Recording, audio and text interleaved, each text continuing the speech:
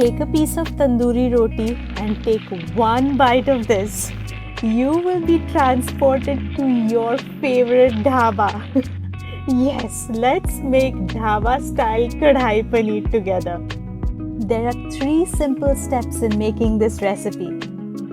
Step 1 is to make a delicious gravy.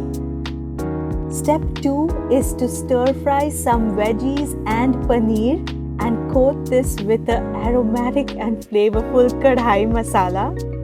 And step 3 is to combine the stir fry with the gravy and make you want to dance. Okay then, are you ready? Let's take a look at the ingredients for the gravy first.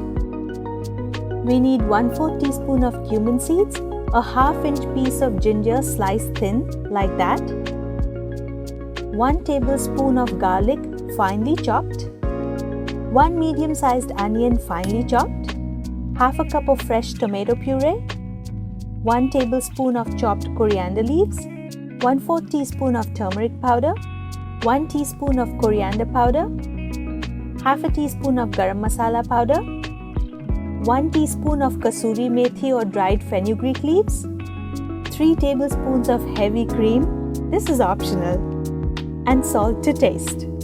Now ingredients for step 2 or the stir fry.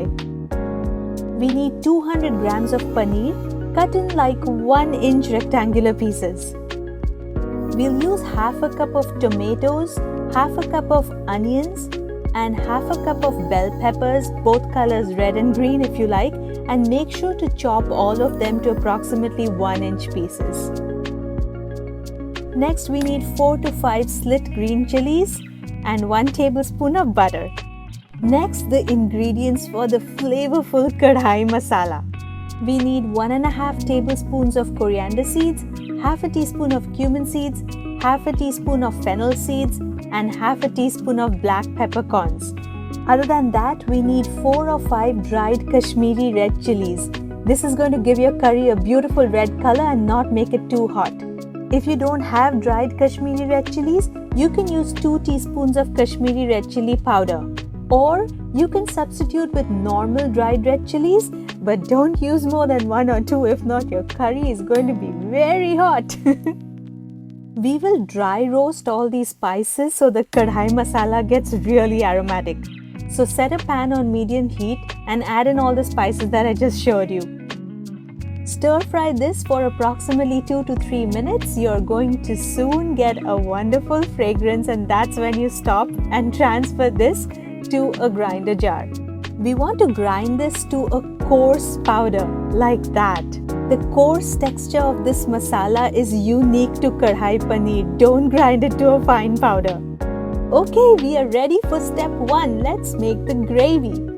Set a kadhai or a pan on medium heat and add approximately 2 tablespoons of oil.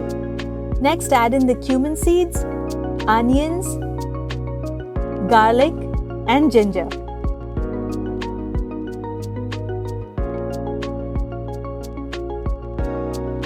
Sprinkle some salt so the onions cook faster.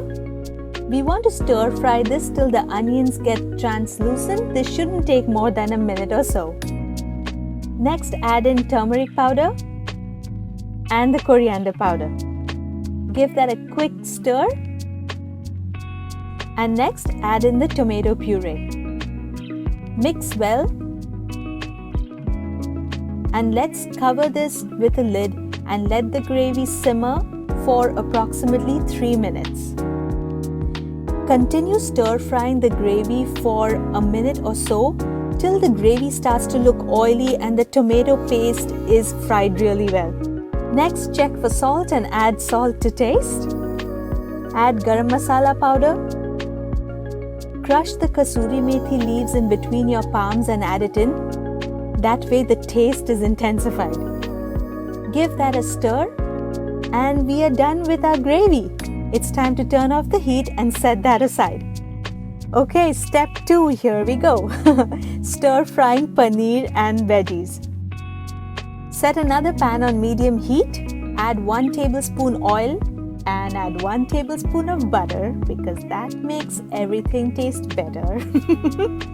Smear the butter throughout the pan and add in onions, tomatoes, bell peppers, slit green chilies, and the paneer pieces. See, it really helps to take a big pan so you can stir fry everything at once. I'm trying to get all the paneer in a single layer so everything cooks evenly. Sprinkle some salt. We want to stir fry this only for a couple of minutes, just till the paneer turns slightly golden brown. Don't fry the paneer too long because the more it's fried, the texture turns quite leathery. Also, we don't want to stir fry the veggies too long. We don't want to get it all mushy. It should still be a little crunchy. That looks good. Now we want to pour in our kadhai masala. That looks like a lot of masala, but we want to coat every piece with a lot of masala, and it's going to cause an explosion of flavors, believe me. Okay, done. Now set that aside and let's finish up with step 3. Combining the stir fry and the gravy. So let's get the kadhai with the gravy and heat up the gravy once again. Once it's nice and hot, we are going to pour in the stir fry with all the masalas into it. Let me scrape all those aromatic spices in. While combining the paneer pieces and the gravy, be sure to be gentle though, because those paneer pieces are going to break so easily and this may turn into scrambled paneer. We don't want that. Oh my goodness, this smells so good. But one last important touch, adding in heavy cream. This is optional, but no, this is not optional. This makes it really tasty. You should add the cream in the end. Now turn off the heat and garnish with coriander leaves. And your dhaba style kadhai paneer is ready. You can have this with jeera rice, you can have it with tandoori roti or naan. Everything is going to taste mind-blowing. I hope you enjoyed this recipe and let me know in the comment section if this reminded you of your dhaba food. It totally did it for me. So that's all for today, my friends. Have you subscribed to my channel yet? You should. I post exciting recipes every week. Your life is suddenly going to become so exciting. And don't forget to press that notification bell. Also, if you're on any of these different social media sites, I'm going to be waiting to say hello. And if you want written recipes, you can always visit my blog. All the links are in the description. Alright, my friends, see you next week with another exciting recipe. Bye-bye.